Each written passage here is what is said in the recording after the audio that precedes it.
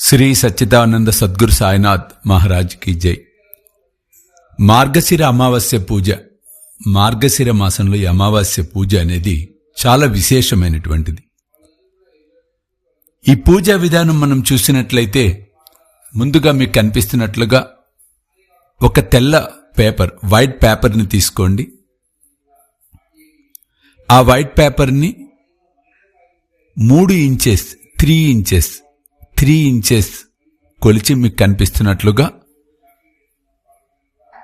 అడ్డం 9 ఇంచులు, నిలువు 3 ఇంచులు. ఇది ఇంపార్టెంట్.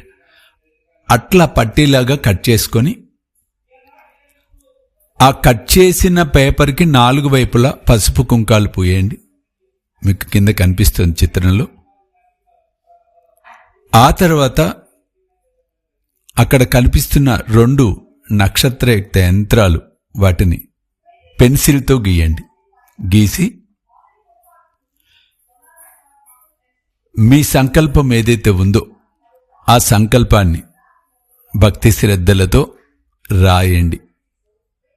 మనసులో ఓం సిద్ధ సంకల్పాయ నమః అన్న నామస్మరణ చేసుకుంటూ రాసి ఆ పత్రాన్ని పూజామందిరంలోనే ఉంచండి.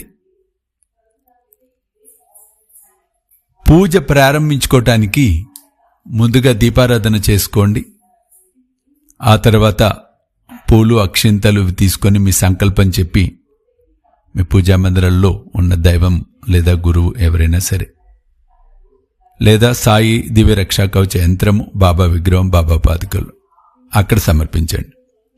ఆ తర్వాత మీరేదైతే సంకల్ప పత్రం ఉందో ఆ పత్రాన్ని మీ పూజామందిరంలో ఉంచి ఆ పత్రానికి పూలు, అక్షింతలు లేదా పసుపు కుంకుమలతో ఓం సిద్ధ సంకల్పాయ నమః అని ఒక 108 సార్లు పూజించండి. పూజ అయిపోయిన తర్వాత అగరబత్తి పుల్లలు తీసుకోండి. ఒక 3 తీసుకొని 9గా చేయండి. అంటే ఒక్కొక్క అగరబత్తి పుల్లను 3 భాగాలుగా చేయటం. 9 సమిదల్లాగా అవుతాయి. సూక్ష్మ హోమపాత్ర తీసుకొని కర్పూరము ఉంచి, కర్పూరము ముందుగా చేతిలో పట్టుకొని ఓం సిద్ధ సంకల్పాయ నమః అన్న నామాన్ని 11 సార్లు జపించి మనసులో ఉన్న మీ కోరికను చెప్పుకొని సూక్ష్మ సంకల్ప పాత్రలో ఆ కర్పూరాన్ని వేసి వెలిగించి ఈ సమిద పుల్లలను ఓం సిద్ధ సంకల్పాయ నమః అని ఆ అగ్నికి ఆహుతి అంటే సమిదలను సమర్పించండి. ఆ తర్వాత మీరు తయారు చేసుకున్న ఏ నైవేద్యం చేసి కర్పూర హారతినిచ్చి ఆ హారతిని మీ కుటుంబ సభ్యులందరూ స్వీకరించి ఆ ప్రసాదాన్ని కూడా స్వీకరించవచ్చు. మీకు ఆ సంకల్ప పత్రం ఏదైతే ఉందో, అంటే మీరు రాసిన సంకల్పం రాసిన పేపర్ ఏదైతే ఉందో అది అలాగే పూజా మందిరంలో పౌర్ణమి దాకా ఉంచండి. పౌర్ణమి అయిపోయిన తర్వాత ఆ పత్రాన్ని నీళ్లలో కలపవచ్చు, లేదా ఎవరు తొక్కని చోటైనా మీరు వేయవచ్చు, లేదా అగ్నికైనా ఆహుతి చేయవచ్చు.